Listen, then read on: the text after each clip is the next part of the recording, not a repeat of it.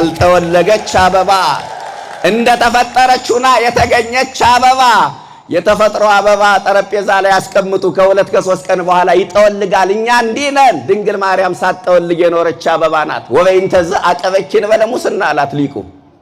ያለመለወጥ አጸናሽ።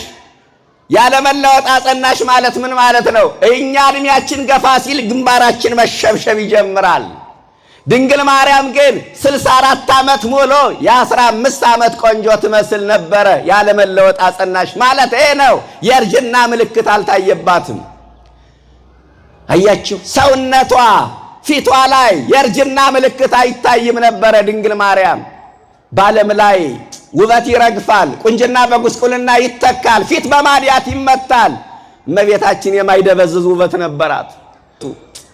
አበቦችን ብሎ አበዛቸው። እናትና ልጁን ተመልከቱ ማለት ነው። በሌላ አነጋገር እሱም አበባ እሷም አበባ እንዴት ይሆናል ካላችሁ፣ የአበባ ልጅ አበባ ነዋ። ምን ሊሆን ይችላል? የሰው ልጅ ሰው ነዋ፣ የእንስሳ ልጅ እንስሳ ነዋ። የአበባ ልጅ አበባ ነውና አበቦችን ተመልከቱ፣ እናትና ልጁን ተመልከቱ አለ። ድንግል ማርያም በአበባ ትመሰላለች። አንድ ጥቅስ ላንሳ። በቅዱስ ያሬድ የዜማ ድርሰት በብዙ ድርሰቶች ላይ በተለይ በሊቃውንቱ መጽሐፍት እመቤታችን በአበባ ትመሰላለች። በማእከለ አስዋክ ዘጸገየት ጽጌ ሃይማኖት ይላታል። በሾህ መካከል ያበበች የሃይማኖት አበባ፣ እንደ ሾህ በሚወጉ እንደ አሜከላ በሚጠዘጥዙ እንደ ሳማ በሚለበልቡ በአይሁድ መካከል መከራውን ችላ የኖረች እናት ናት ድንግል ማርያም። ጌታ ሆይ አንዳንዶች ያንተ እናት ሁኜ አምላክን ወልጄ ይህ ሁሉ መከራ በስደት ሲፈራረቅብኝ ለምን ዝም አልካላለችም?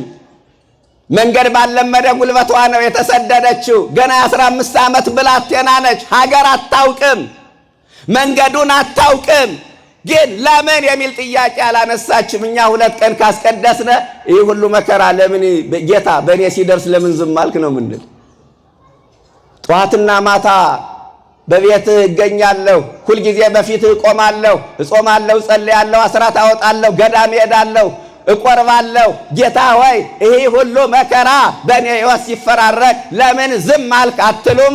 እመቤታችን አንተን ወልጄ ይህን ሁሉ መከራ ስቀበል ለምን ዝም አልክ አላለችም። ትሕትና። በስመ አብ የተዋህዶ ልጆች ድምፃችሁ እስኪ በደንብ ይሰማ።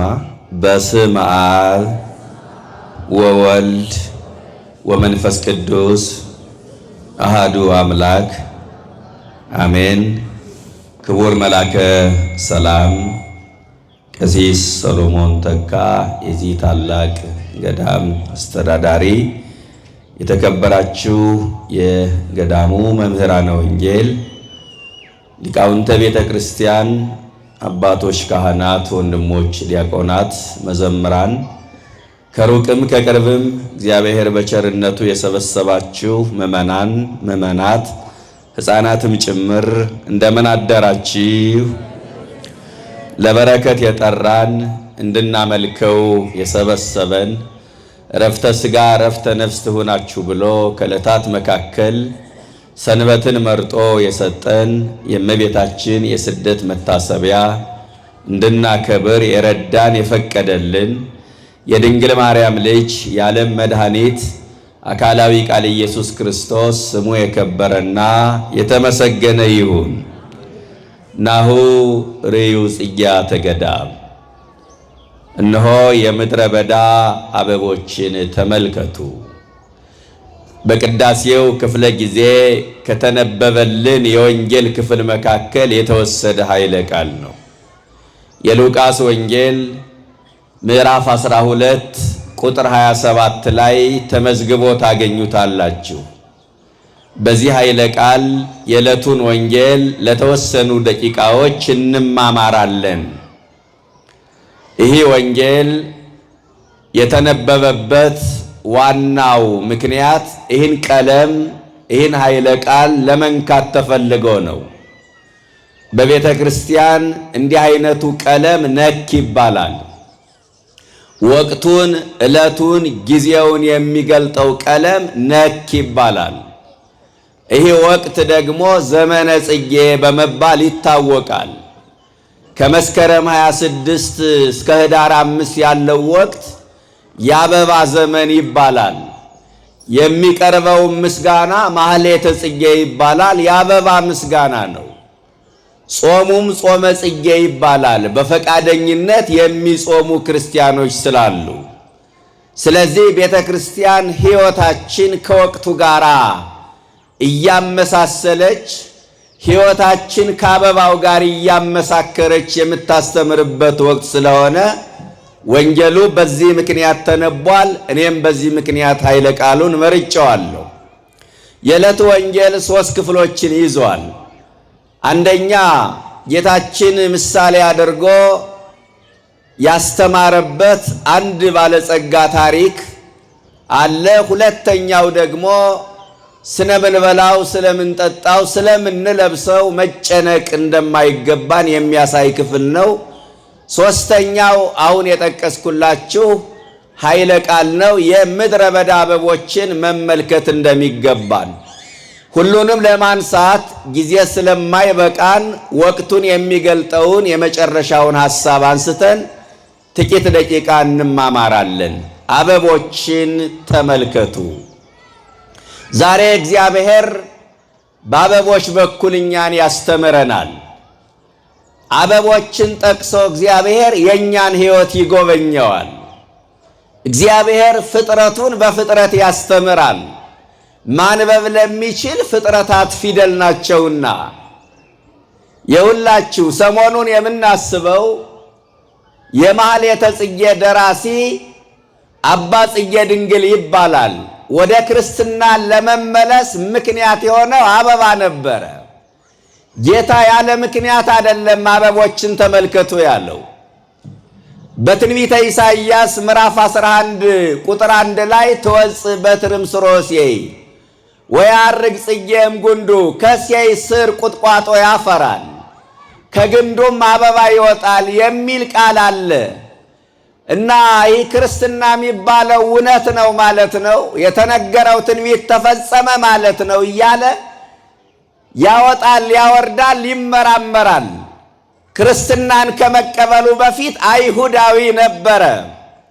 ከዕለታት አንድ ቀን ወደ ጫካ ሲወጣ የድንግል ማርያም ስዕል በአበባ ተከባያት።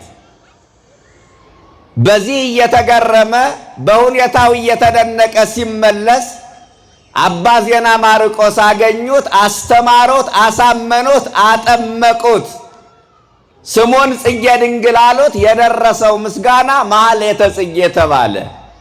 ለመመለስ ወደ ክርስትና ምክንያት የሆነው ምንድን ነበረ? አበባ ነበረ። ጌታ አበቦችን ተመልከቱ አለ። ፍጥረቱን በፍጥረት ያስተምራል ያልኳችሁ ለዚህ ነው። በስነ ፍጥረት እግዚአብሔርን ያወቁ የተረዱ የተመራመሩ ብዙ ናቸው። በእውነት እነሱን ለማንሳት ጊዜ አይበቃኝም። አበባ ስታዩ ኦርቶዶክሳውያን ምን ታያላችሁ? ምን ይሰማቸዋል? አበባ ስናይ ክርስቶስን እናየዋለን። ክርስቶስ በአበባ ይመሰላል። ቁም ነገሩ ምን አይነት አበባ ነው? ክርስቶስ ነው። ክርስቶስ ነጭም ቀይም አበባ ይባላል። ኦርቶዶክሳውያን ሰሞኑን የማይቀር በየሳምንቱ የማይቀር የጽጌ ወረብ እንዳለ ታውቃላችሁ። ከማህሌቱ ያራቃችሁ ሰዎች ታውቁታላችሁ። እንዘ ተሐቅፍዮ ለሕፃንኪ ጽዬ ጻዳ ወቀይህ አመ ቤተ መቅደስ ቦይኪ በዕለተ ተአምር ወንጽሕ ንዕ ርግቤ ትናዝዝኒ እምላህ ወንዕ ሰናይትየ ምስለ ገብርኤል ፍጹም ወሚካኤል ከማኪ ሩሩህ። እንዳንቺ ሩሩህ ከሆነው ከሚካኤልና ከደስተኛው ከገብርኤል ጋር ከሐዘን የታረጋጊ ዘንድ መልካሟ ርግብ ነይ ወደኔ ይላል። እመብርሃን ወደ ሁላችን ትምጣልን። ኖህ የተረጋጋው በርግቧ ነው። ዓለም የተረጋጋው በአማናዊቷ ርግብ በድንግል ማርያም በኩል ነው። ከሐዘን የታረጋጊ ዘንድ መልካሟ ርግብ ነይ ወደኔ። ማንን ይዘሽ? ነጭና ቀይ የሆነ አበባ ልጅሽን ታቅፈሽ አላት። ክርስቶስ ነጭ አበባ ይባላል፣ ቀይም አበባ ይባላል። ጻዳ በመለኮቱ አምላክነቱን ለመግለጥ ነጭ አበባ ይባላል። ሰው መሆኑን ለመግለጥ ቀይ አበባ ይባላል። ነጭ አበባ ሆኖ ያየነው መቼ ነው ካላችሁ በደብረ ታቦር ነዋ። የማቴዎስ ወንጌል ምዕራፍ 17 ቁጥር 4 ፊቱ እንደ ፀሐይ አበራ፣ ልብሱ እንደ በረዶ ነጭ ሆነ ይላል። ነጭ አበባ ሆኖ ያየነው በደብረ ታቦር፣ ነጭ አበባ ሆኖ ያየነው በትንሣኤው። ቀይ አበባ ሆኖ ያየነውስ መቼ ነው ካላችሁ በዕለተ ዓርብ። ሌላ መቼ ሊሆን ይችላል? በዕለተ ዓርብ ቀይ አበባ ሆኖ አየነው። ኢሳይያስ ቢገርመው እንዲህ አለ። ትንቢተ ኢሳይያስ ምዕራፍ 53 ቁጥር 3 የሰማነውን ማን አምኗል? የእግዚአብሔር ክንድስ ለማን ተገልጧል? ባየነው ጊዜ እንወደው ዘንድ ደም ግባት የለውም አለ። ሌላ ቀን እኮ መልኩ ያምር ነበረ፣ ተነግሮለታል ትንቢት።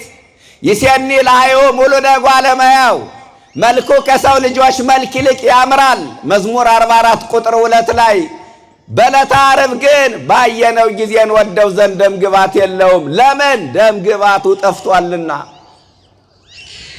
መላ አካሉና ፊቱ በደም ታጥቦ የዋለበት ዕለት ቀይ አበባ ሆኖ የታየበት ዕለት ነው ዕለተ ዓርብ። ስለዚህ ክርስቶስ ቀይ አበባ ይባላል። መከራ የተቀበለበት ደሙን ያፈሰሰበት ዕለት ስለሆነ ቀይ አበባ ይባላል ክርስቶስ። እባካችሁ ቀዩን አበባ ስታዩ የሾህ አክሊል ደፍቶ ጎኑን በጦር ተወግቶ ቀራንዮ የዋለው ጌታ በውስጣችሁ ይሳል። ምእመናን፣ ኢሳይያስ በዚህ ብቻ አላበቀም። ይገርመዋል። ትንቢተ ኢሳይያስ ምዕራፍ 3 ላይ በ63ኛው ክፍለ ምዕራፍ ላይ እንዲህ ይላል፣ ቀሚስህ ስለምን ቀላ በወይን መጭመቂያ እንደሚሰሩ ሰዎች ይላል። ምን ማለት ነው? በብሉይ ኪዳን ወይን የሚጨመቀው ጉድጓድ ተምሶ ነው። ቀሚስ የለበሱ ሰዎች በእግራቸው ወይኑን ይረግጡታል። ወይኑ እየተፈነጠቀ ቀሚሳቸውን ያቀላዋል። ስለምን ቀሚስ ቀላለ? እንኳን ፊትህ እንኳን አካልህ ቀሚስህ ሳይቀር በደም ተነክሮ የዋለበት ዕለት ነው ለማለት ነው። ስለዚህ ቀይ አበባ ሆኖ ያየነው ጌታን በዕለተ ዓርብ ነው። ሁለተኛ አበባ በሾህ የተከበበ ነው። ሾህ የሚወጋው አበባ አለ፣ ታውቃላችሁ። በሾህ የተከበበ አለ፣ አበባ አለ። ሾህ የወጋው አበባ፣ የሾህ አክሊል የተቀዳጀ አበባ ኢየሱስ ክርስቶስ ነው። እባካችሁ ቀዩን አበባ ስታዩ ደሙን ያፈሰሰውን ስለኛ ብሎ መከራ የተቀበለውን ጌታ አስቡ። ሶስተኛ አበባ መዓዛው ይስባል። ከውበቱ ባሻገር ጌጥ ከመሆኑ ባሻገር አበባ መዓዛው ይስባል። ጌታም ፍቅሩ ይስባል። ፍቅሩ ስቧቸው አደለ ማህሌት ቁማችሁ ያደራችሁ? ፍቅሩ ስቧቸው አደለ ለቅዳሴው በማለዳ የተገኛችሁ? ፍቅሩ ስቧችሁ አደለ አሁን ቁጭ ብላችሁ ወንጌል የምትማሩት? አበባ መዓዛው ይስባል። ጌታማ ፍቅሩ ይስባል። እስመ ከመዝ አፍቀሮ እግዚአብሔር ለዓለም እስከ ወልዶ ዋሂደ መጠወ ወውሃበ ቤዛ ለኩሉ። አንድ ልጁን ለሞት አሳልፎ እስከ መስጠት ደርሶ እንዲሁ ወደደን። እንዲሁ ከመውደድ በላይ የሚስብ ፍቅር አይታችሁ ታውቃላችሁ? እንዲሁ መውደድ እኮ አይቻልም። እኛ ለመውደድ መስፈርት አለን። ያለ መስፈርት የወደደን ኢየሱስ ክርስቶስ ብቻ ነው። እንዲሁ ወደደን። እንዲሁ የጠላን ሰይጣን ብቻ፣ እንዲሁ የወደደን መድኃኔዓለም ብቻ። ክብርና ምስጋና ለስሙ ይድረሰው። እሱ ብቻ። የውልህ የሚስበው ፍቅር ይሄ ነው። አበባ መዓዛው ይስብ የለ? ጌታማ ፍቅሩ ይስባል። ምን ብቻ የውላችሁ ኦርቶዶክሳውያን ሰዎች በወደዱን ማግስት የማስመሰል ፍቅራቸው አልቆባቸው እኛን መጥላት ይጀምራሉ። የክርስቶስ ፍቅር ግን ለዘላለም የጸና ነው። ከዚህ በላይ የሚስብ ፍቅር የለም። ሰዎች ቢወዱን ሲጠሉን ሲጣሉን የሆነ ቀን ጠብቀው ነውራችን ይገልጡብናል። ክርስቶስ ግን የሁላችንንም ኃጢአት በፍቅሩ ሸፈነ። ከዚህ በላይ የሚስብ ፍቅር የለም። ሰዎች ቢወዱን ፍቅራቸውን የሚገልጡት በብር ነጠብጣብ ነው። ጌታ ግን ፍቅሩን የጻፈልን በደሙ ነው። ከዚህ በላይ የሚስብ ፍቅር የለም። አበባ መዓዛው ይስባል፣ ጌታማ ፍቅሩ ይስባል። ስንቱን ሳበ! ይህ ፍቅር ስንቱን ሳበው! ስንቱን ከሥጋ ፍላጎት ለየው! ስንቱን ገዳም አስገባው! ጻድቃንን ወደ ገዳም፣ ሰማዕታትን ወደ ደም የወሰደ ይህ ፍቅር ነው። እነ የዋህ ጳውሊ ትዳራቸውን፣ እነ አብርሃም መራዊ ጫጉላ ቤታቸውን፣ እነ አፄ ካሌብ ቤተ መንግሥታቸውን ለቀው መከራ ወደ በዛበት ገዳም የገቡት በዚህ ፍቅር ተማርከው ነው። አንተ በዚህ ፍቅር ተማርከው ነው። መሪ ቃላቸው መንፈሳዊ መሪያቸው መሪ ቃላቸው መንፈሳዊ መፈክራቸው ከክርስቶስ ፍቅር ማን ይለየናል የሚል ነበረ። ለዚህ ፍቅር ጀግኖቹ ዝናራቸውን ፈተው ተማረኩለት። ለዚህ ፍቅር ባለሀብቶች ሀብታቸውን ሰጠው መነኑለት። ለዚህ ፍቅር ነገሥታቱ ካባቸውን አሽቀንጥረው አክሊላቸውን ወርውረው ገዳም ገቡለት። ይህ ፍቅርማ ይስባል በደንብ። አበባ መዓዛው ይስብ የለ ጌታ ፍቅሩ ይስባል። እንዳልኳችሁ ከጌታ ፍቅር ማን ይለየናል አሉ። ለክርስቶስ ያላቸው ፍቅር መከራውን አስረሳቸው። ለክርስቶስ ያላቸው የጋለ ፍቅር መከራውን አቀዘቀዘላቸው። ለክርስቶስ ያላቸው ፍቅር መከራውን ማጣፈጫ ቅመም አደረገላቸው። አበባ መዓዛው ይስባል፣ ክርስቶስ ፍቅሩ ይስባል። በነገርኳችሁ ልክ አራተኛ አበባ ስታሸቱ ምን ይሰማቸዋል? አበባ አፍንጫችሁ ላይ ጣል ስታደርጉ ጭንቀታችሁን ትረሱታላችሁ። ኦርቶዶክሳውያን እየሰማችሁ ነው። አበባ አፍንጫችሁ ላይ ጣል ስታደርጉ በሐዘን በትካዜ በዋይታ በሰቆቃ ያለን ሰዎች ላፍታም ቢሆን ለደቂቃም ቢሆን ጭንቀታችንን እንረሳዋለን። ወደን አይደለም ተገደን ነው። በአበባው መዓዛ ስለምን ሰረቅ ማለት ነው። እና አባ ጽጌ ድንግል ምን አለ? የአበባሽን የክርስቶስን የፍቅሩን መዓዛ ያሸተተ ሰው አለ በክርስቶስ የፍቅር መዓዛ ስለሚሰረቅ የደረሰበትን መከራ አያስታውሰውም። ውግረተ አይባን ይመስለው ሐሰረ፣ ድንጋይ እንኳን ቢወረወርበት ገለባ ያረፈበት ይመስላል አለ። ልክ እንደ ቅዱስ እስጢፋኖስ ማለት ነው። የሰማይ መስኮት ተከፍቶ ምስጢረ ሥላሴን ሲያይ በላዩ ላይ የሚወርድበትን የድንጋይ ክምር ረሳው። ውግረተ አይባን ይመስለው ሐሰረ፣ ድንጋይ እንኳን ቢወረወርበት ገለባ ያረፈበት ይመስላል አለ። አያችሁ፣ አሁን እኛ አራስ ነብር የምንሆነው የፍቅሩን መዓዛ ማሽተት ስላቃተን ነው። አያችሁ፣ መከራ ሲመጣ የምንጠወልገው መንፈሳዊ ዝለት የሚያጋጥመን በፍቅሩ መዓዛ ስላልተጎበኘን ነው። ገና ይቀረናል። እርግጠኛው የምነግራችሁ የፍቅሩ መዓዛ ከትውልዱ ጠፍቷል። ኦርቶዶክሳውያን የፍቅሩ መዓዛ ከትውልዱ ጠፍቷል። ያውም በዚህ ዘመን የቅድስና መዓዛ ጠፍቷል። ከላይ እስከ ታች ከሊቅ እስከ ደቂቅ መንፈሳውያን ከሚባሉት ሳይቀር የቅድስና ልብስ ወልቆ የወደቀበት ዘመን፣ ነውርን ጌጥ ያደረገ ከባህል ከወግ ከእሴት ያፈነገጠ ከሞራል ልልና የወረደ ሰው የምናይበት ዘመን ነው። የፍቅሩ መዓዛ ጠፍቷል። የቅድስና መዓዛ ጠፍቷል። ኦርቶዶክሳውያን የጸሎት መዓዛ ጠፍቷል። አዝናለሁ። ሌሊት ከሞባይላችን ጋር እንደተፋጠጥን እናመሻለን። በዛው እንቅልፍ ይወስደናል። ሳንጸልይ ተመስገን ሳንድል በዛው እንተኛለን። ጠዋት አናምነውም። ሞባይላችን ጌታን ማግኘት አንፈልግም። ከሞባይላችን ጋር እናረፍዳለን። ከዛ ሳንጸልይ አሁንም ወደ ምንፈልገው የሥራ ቦታ እንሄዳለን። ማታም አልጸለይንም፣ ጠዋትም አልጸለይንም። የፍቅሩ መዓዛ ከኛ ርቋል። የጸሎት መዓዛ ከኛ ጠፍቷል። በዓይናችን የምናየው በጆሮአችን የምንሰማው በየሞባይሉ በየኢንተርኔቱ የሚለቀቁ ነገሮች መንፈሳዊ ዝለትን አምጥተውብናል፣ ድንዛዜ አምጥተውብናል። ኦርቶዶክሳውያን ይገርማል። ውግረተ አይባን ይመስለው ሐሰረ፣ በፍቅሩ መዓዛ የተጎበኘ ድንጋይ እንኳን ቢወረወርበት ገለባ ያረፈበት ይመስለዋል። ክርስትና ላልገባው ይህ እንቆቅልሽ ነው የሚሆንበት። እሳተኒ ማየ ባሕር ቆሪረ፣ ይገርማል። ወደ እሳትም ቢገባ እሳቱ ቀዝቃዛ ውሃ መስሎ ይታየዋል። በፍቅሩ መዓዛ ለመጎብኘት ያብቃል።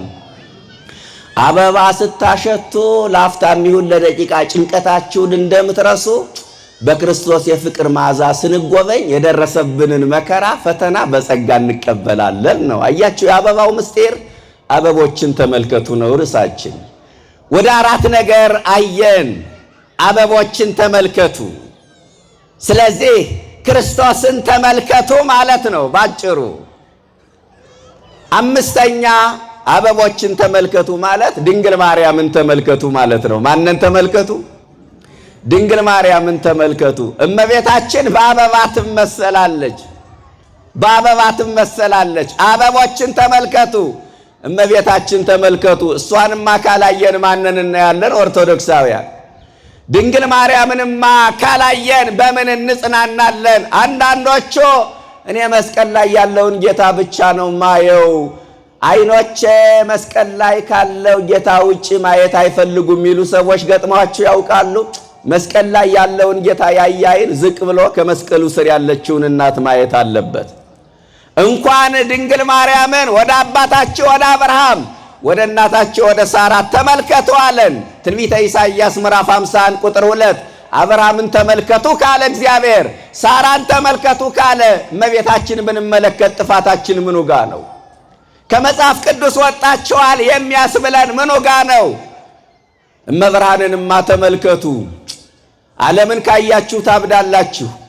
የጎረቤቶቻችሁን ኑሮና ምቾት የተንጣለለውን ቤት የሚያሽከረክሩትን ዘመነኛ መኪና ካያችሁ የኔ ዕጣ ፈንታ በስቃይ ኑሮ በስቃይ መሞት ነው እንዴ እያላችሁ ራሳችሁን ትረግሙታላችሁ። ይህች ዓለም እንደሆነ 2 አይነት ሰዎችን ታሳየናለች። ጥሩ የሚበሉ ሰዎችን ባየንበት አይን ቆሻሻ ማጠራቀሚያ ገንዳ ላይ የብርቱካንና የማንጎ ፍራፍሬ እየለቀሙ የሚበሉ ሰዎችን ታያላችሁ። በተንጣለለ ቤት የሚኖሩ ሰዎችን ባያችሁበት አይን ነፋስ ገንጥሎ እንዳይወስዳት ላስቲክ በለበሰች ድንጋይ በተጫነች ደሳሳ ጎጆ የሚኖሩ ሰዎችን ታያላችሁ። ድንግል ማርያምን ስታዩ ታርፋላችሁ። ቀዩን አበባ መድኃኔ ዓለምን ስታዩ ታርፋላችሁ። ቁስሉን ስታዩ ቁስላችሁን ትረሳላችሁ። መከራውን ስታዩ መከራችሁን ትረሱታላችሁ። አበቦችን ተመልከቱ፣ እመቤታችን ተመልከቱ። አንዳንዶቻችን የጌታ እናት ስለሆነች ብዙ መከራ ያልተቀበለች ይመስለን ይሆናል። አይምሰላችሁ። እንደ እመቤታችን በዚህ ምድር ላይ መከራ የተቀበለ የለም። ከልጅነቷ እስከ ዕለተ ሞቷ ከቤተ መቅደስ እስከ ቤተ ዮሐንስ ያለፈችባቸው መንገዶች በሾህ የታጠሩ እንጂ አበባ ምንጣፍ የተጎዘጎዘባቸው አልነበሩ። ወገኖቼ እንደ ድንግል ማርያም በዚህ ምድር ላይ መከራ የተቀበለ የለም። ፈተናው የጀመረ ገና በእናቷ ማኅፀን ሳለች ነው። በስደት ነው የተወለደች። ወደዚህ ዓለም ሳትመጣ ሰይጣንን ያስደነገጠች ፍጥረት ብትኖር እመቤታችን ብቻ ናት። 15 ዓመት ሲሞላትማ ምኑን ልንገራችሁ፣ ሰይጣን በግልጽ ውጊያውን ጀመረ። ለምን? ሔዋን የ15 ዓመት ቆንጆ ሆና ነው የተፈጠረችው። በዚህ ዕድሜ ክልል ሔዋንን እንዳሸነፍኳት ዳግሚት ሔዋን ድንግል ማርያምንም በዚህ ዕድሜ ክልል አሸንፋታለሁ ብሎ ሂሳብ የሰራ ይመስላል ዲያብሎስ። ግልጽ ውጊያ ጀመረ ከድንግል ማርያም ጋር። ሔዋንን የፈተናት በገነት፣ እመቤታችን የፈተናት በቤተ መቅደስ። ሔዋንን የተዋጋት በእባብ ላይ አድሮ፣ እመቤታችን የተዋጋት በካህናት አይሁድ ላይ አድሮ ምናምንቴ ሰዎችን አስነስቶ ከቤተ መቅደሱ እንድትወጣ አደረጋት። ከቤተ መቅደሱ ሲያስወጧት መድኃኔ ዓለም አማናዊት ቤተ መቅደስ አደረጋት። ከሚፈርሰው ቤተ መቅደስ ሲያስወጧት የማትፈርስ ቤተ መቅደስ አድርጎ ለዘላለም ሰራት። ስሟ ለዘላለም የተመሰገነ ይሁን። የማትፈርስ። እባካችሁ ኦርቶዶክሳውያን ከድንግል ማርያም ትዕግስትን እንማር። ሰይጣን ሔዋንን ያሸነፋት ትዕግስት በማጣቷ ነው። ድንግል ማርያም ሰይጣንን ያሸነፈችው በትዕግስቷ ነው። ከድንግል ማርያም ምልጃዋን ብቻ አይደለም መውሰድ ያለብን፣ ወላዲት አምላክ መባሏን፣ ንጽህናዋን፣ ቅድስናዋን ብቻ አይደለም ሕይወቷንም እንማረው። እባካችሁ ከድንግል ማርያም የክርስትና ሕይወትን እንማር። በእውነት ድንግል ማርያም ትዕግስትን ታስተምረናለች። ሁሉንም ያሸነፈች ድንግል ማርያም በትዕግስት ነው። ይህን ዘመን ምናሸንፈው በትዕግስት ነው። ትዕግስት ከሌለን ክፉውን ዘመን መሻገር አንችልም። አንዱ ፈተና ሲያልፍ ሌላው ፈተና ይመጣል። አንዱ ችግር ሲያልፍ ሌላው ችግር ይመጣል። አንዱን ጉድ ብለን ሳንጨርስ ሌላ ጉድ እንሰማለን። በአንዱ መከራ ተገርመን ሳናበቃ ሌላ መከራ ይጠብቀናል። ትዕግስት መከራውን የምንወጣበት መሰላል ነው። ትዕግስት መከራውን የምናሸንፍበት የምንሻገርበት ድልድይ ነው። ከድንግል ማርያም ትዕግስትን እንማር። ከድንግል ማርያም ተስፋ ለመቁረጥን እንማር። ኦርቶዶክሳውያን 3 ዓመት ከ6 ወር በግብፅ በረሃ ስትንከራተት የአምላክ እናት ሁኜ ይህን ሁሉ መከራ ለምን ተቀበሉ ብላ ተስፋ አልቆረጠችም። ከድንግል ማርያም ተስፋ ለመቁረጥን እንማር። ተስፋ መቁረጥ የኃጢአት ቁንጮ ነው። ከሁሉም ተስፋ መቁረጥ የከፋ ነው። የሰው ኃይሉ ያለው በጉልበቱ ውስጥ አይደለም፣ በተስፋ ውስጥ ነው። ተስፋ የሌለው ሰው ጉልበት እንኳን ቢኖረው መራመድ አይችልም። ጉልበት አልቆ ግን በተስፋ መራመድ ይቻላል። ብዙ ጊዜ በራሳችን ላይ ተስፋ ቆርጠናል፣ ዋጋ የለኝም ብለን። በሰዎች ላይ ተስፋ ቆርጠን ይሆናል፣ የተሻለ ሰው አላገኝም ብለን። በሁኔታዎች ላይ ተስፋ ቆርጠን ይሆናል፣ የማያልቅ አበሳ ባለባት ሀገራችን ተስፋ ቆርጠን ይሆናል። መስቀል ተሸክማ በምትኖር ቤተ ክርስቲያን ተስፋ ቆርጠን ይሆናል። በፖለቲከኞቹ በመንፈሳውያን መሪዎች ተስፋ ቆርጠን ይሆናል። አልፎ ተርፎ አንዳንዶቻችን በእግዚአብሔር ሳይቀር ተስፋ ቆርጠናል። ለምን በመወደው መጣብኝ፣ ለምን ከሰው በታች አደረገኝ ብለን፣ እኔን እንደ ሰው የሚያስበኝ ጌታ መቼ ነው ብለን ተስፋ ቆርጠን ይሆናል። ከድንግል ማርያም ተስፋ ለመቁረጥን ትዕግስትን እንማር። ትሕትናን ከሷ እንማር። ይገርመኛል። ጌታ ሆይ ድንግል ማርያም ትሕትናን እንማር እና ተራበች፣ ተጠማች። የበረሃው ሙቀት እንደ እሳት ነበልባል ገረፋት። አሸዋው እንደ እሳት ረመጥ ፈጃት። አሸዋው ዓይኗ ውስጥ እየገባ እየቆረቆረ አስለቀሳት። የበረሃው ነፋስ በጥፊ መታት። የበረሃው ነፋስ በጥፊ መታት። ምግብ ይዛ ምግብ ለመነች።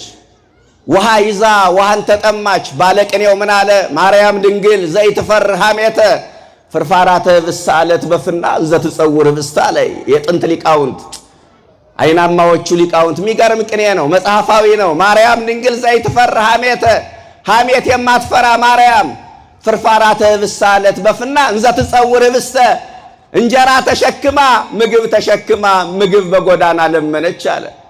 እና ሐሜት ለምንድን ነው ማትፈራል? አንዳንድ ጊዜ እያለው የሚለምን ሰው ሰሙ፣ ይህ ሰውዬ ሐሜት አይፈራም እያለው እኮ ነው የሚለምን ብለን አናማው። እመቤታችን ምግብ ይዛ እንዴት ለመነች አለ ባለቅኔው። እሷ ተራበች ግን ልጇን መገበችን። እሷ ተጠማች ልጇን አጠጣችን። ተሰደደች እኛን ግን ወደ ርስት መለሰችን። ድንግል ማርያም በነገረ ድነት ድርሻ አላት የምንለው ከዚህ ተነስተን ነው። 3 ዓመት ከ6 ወር በግብፅ በረሃ ተንከራተተች። ጨርሻለሁ ጽጌ ደንጎላ ዘምድረ ቆላ ይላታል። በበረሃ ያለች የሱፍ አበባ፣ በበረሃ ያለች የሱፍ አበባ ይላታል ድንግል ማርያምን። አሁን በበረሃ ምን አበባ አለ? እንዲያው በእውነት ምን ልምላሜ ያለ ሊቁ ወደ እሷ ሊያደላ ፈልጎ ይመስላል። መርገመ አዳም ያላረፈባት፣ የአዳም የባህሪ ጉስቁልና ያልደረሰባት፣ አበሳው ያልነካት፣ ከጥንት በደል የጸዳች፣ ምንም ኃጢአት የሚባል ያልነካት መሆኗን ለመግለጥ በበረሃ ያለች አበባ።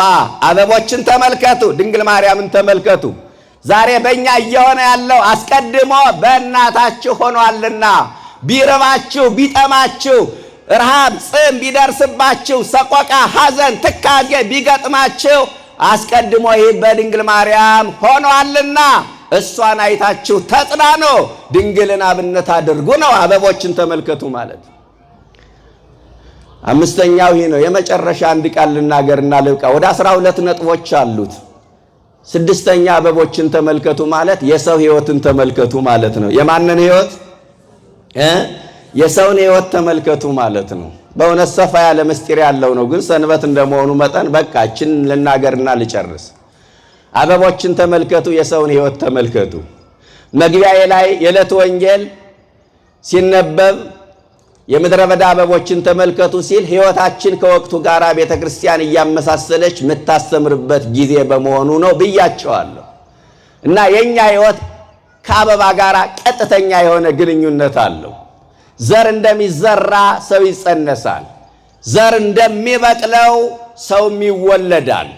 እንደሚያብበው እኛም የምናብብበት ጊዜ አለ።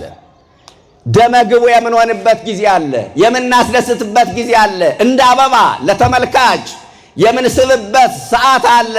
የምንፈካበት ዘመን አለ። የወጣትነት ዘመን ነው እሱ። አያችሁ፣ ከዛ አበባው እንደሚጠወልግ እኛ የምንጠወልግበት ጊዜ አለ። አዎ እንጠወልጋለን። እንዳማሩ መቀጠል የለም። እንደደመቁ መቅረት አይቻልም። ጉልበት የሚደክምበት፣ ዓይን የሚፈዝበት፣ ጆሮ መስማት የሚሳንበት፣ ወገብ የሚጎብጥበት ጊዜ አለ። ውበት ሐሰት ነው፣ ደምግባት ከንቱ ነው የተባለ አብሮን ስለማይቀጥል ነው። በወጣትነት ዘመን የነበረ ውበት አበባው እንደሚደርቅ ማን ነው ይጠወልጋል። ሳትጠወልግ የኖረች አበባ እናታችን ድንግል ማርያም ናት። 64 ዓመት ሙሉ ያልጠወለገች አበባ። እረ ክብርና ምስጋና ይድረሳት። በዓለም ላይ በቁንጅና የሚወዳደሩ ብዙ እህቶቻችን እንዳሉ እናውቃለን። ከሀገራችን ልጆች ጀምሮ በቁንጅናዋ ተወዳዳሪ ማይገኝላት የቆንጆች ቆንጆ፣ የምርጦች ምርጥ፣ የውቦች ውብ፣ የአሸናፊዎች አሸናፊ ክብር ይግባት እናታችን ድንግል ማርያም ናት። ሳትጠወልግ የኖረች አበባ። እኛ እንጠወልጋለን፣ እናረጃለን። አበባ እንደሚጠወልግና እኛም እናረጃለን። ከዛ አበባ ፍሬ እንደሚሰጥ ትዳር ይዘን የልጅ ፍሬ የምናፈራበት ጊዜ ደግሞ አለ። አያችሁ፣ አበባ እንደሚያፈራ ትዳር ይዛችሁ የልጅ ፍሬ ታፈራላችሁ። ከዛ አበባው ይረግፋል፣ እኛም እንሞታለን። አበባ ይረግፋል፣ እኛም እንሞታለን። ኦርቶዶክሳውያን አበባው እምቡጥ ሆኖ ስታዩት ልጅነታችሁን አስቡ። ፈክቶ ስታዩት ወጣትነታችሁን አስቡ። ጠውልጎ ስታዩት እርጅናችሁን አስቡ። ረግፎ ስታዩት ሟች መሆናችሁን አስቡ። እንደገና የረገፈው አበባ ፍሬ ይሰጣል። እኛም ከሞት በኋላ ሕይወት፣ ከመቃብር በኋላ ትንሣኤ አለን። ዘላለማዊ ተስፋ አለን። ሞት የማያስቀረው ሕይወት አለን። ኦርቶዶክሳውያን ፍሬ የሚሰጥ አበባ አለ፣ ፍሬ የማይሰጥ አበባ አለ። አበቦችን ተመልከቱ አለ ጌታ። ከእኛ ጋር በቀጥታ ሊያገናኛቸው ፈለገ። ፍሬ የሚሰጥ አበባ፣ ፍሬ የማይሰጥ አበባ። ፍሬ የሚሰጥ አበባ የሃይማኖት የምግባር የንስሐ ፍሬ አፍርተው ወደ ጌታ የሄዱ ሰዎች ምሳሌ ነው። ፍሬ የማይሰጥ አበባ ደግሞ አለ። ዝም ብሎ መልከሙና አበባ፣ ዝም ብሎ ፍሬ የማይሰጥ አበባ፣ ደስ የሚያሰኝ ለተመልካች ግን ፍሬ የለውም። በስጋ አምረው ደምቀው ተውበው የንስሐ ፍሬ ሳያፈሩ ወደ ጌታ የሚሄዱ ሰዎች ምሳሌ ነው። አበባ የሆነ ሕይወት፣ ፍሬ የማይታይበት ሕይወት ምን ማለት ነው? በስመ ክርስትና ዕድሜ ያለቀበት፣ አለ ተብሎ በሕይወት ያልተጓዘ፣ ሙቷል ተብሎ ያልተገነዘ፣ ባለማዊነት የተዋጠ፣ በሥርዓት አልበኝነት ቢመራ፣ ኦርቶዶክሳዊ ሆኖ ማይጾም ማይጸልይ ማያስቀድስ፣ ዓመት እስከ ዓመት ከእግዚአብሔር ቤት ርቆ የሚኖር ባለማዊነት የተዋጠ እሱ ነው ፍሬ አልባ ሕይወት። አበባ ብቻ የሆነ ሕይወት ማለት ይሄ ነው። ስለዚህ አበባው ረግፎ አይቀርም፣ ፍሬ ይዞ ይነሳል። እኛም ከሞት በኋላ ሕይወት፣ ከመቃብር በኋላ ትንሣኤ ያለን ኦርቶዶክሳውያን አይዟችሁ። ተስፋ ያለው ኦርቶዶክሳዊ የተዋህዶ ልጅ ብቻ ነው። ምድራዊ ተስፋችን ቢሟጠጥ የማይሟጠጥ ተስፋ አለን። ክርስቲያኖች የሥጋ አባት ባይኖራችሁ ዘላለማዊ አባት አለን። አንቺ ምን አለብሽ? ሁለት አባት አለሽ። አንዱ ቢሞትብሽ በአንዱ ትመያለሽ። ይኸውላችሁ ሁለት አባት ያለው የተዋህዶ ልጅ ብቻ ነው። እግዚአብሔር የሁሉ አምላክ ነው፣ ቢያመልኩትም ባያመልኩትም። እግዚአብሔር የሁሉ ፈጣሪ ነው፣ ቢያምኑበትም ባያምኑበትም። እግዚአብሔር ግን የሁሉ አባት መሆን አይችልም። አባትነቱ ለእኛ በጥምቀት ለተወለድን ብቻ ነው። ይህንን በደንብ ማወቅ መቻል አለባችሁ። የአባትነቱን መግቦት የምናገኘው እኛ ብቻ ነን።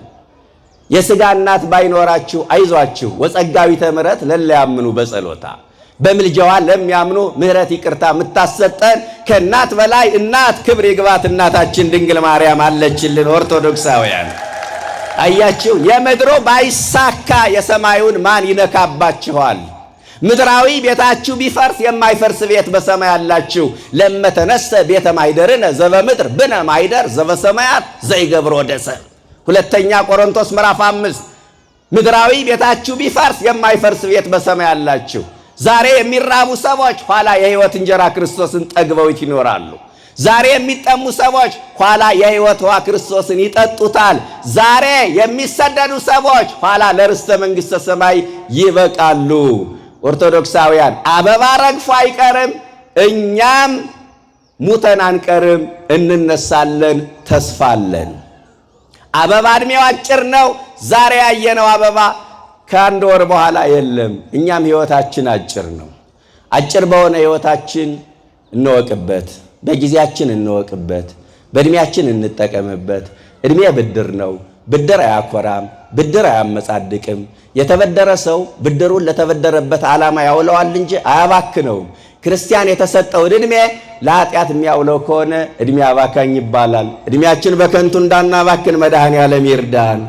አበቦች ከውበታቸው ከማዛቸው ባሻገር ተዘክሮተ ሞት ዕለተ ሞትን የሚያስታውሱ ናቸውና እንደ ሳር የሚደርቅ እንደ አበባ የሚረግፍ እንደ እንፋሎት ትን ብሎ የሚጠፋ እንደ ጥላ የሚያልፍ ሕይወት እንዳለን አውቀን እንደ አበባ እድሜያችን አጭር ነውና በተሰጠን ጊዜ ንስሐ ገብተን የንስሐ ፍሬ አፍርተን የስሙ ቀዳሽ የመንግሥቱ ወራሽ ለመሆን ያብቃን። አበቦችን ተመልከቱ። የዕለቱ ወንጌል ነው። በአበቦች በኩል ያስተማረን አምላክ የተመሰገነ ይሁን። ወስብሐት ለእግዚአብሔር።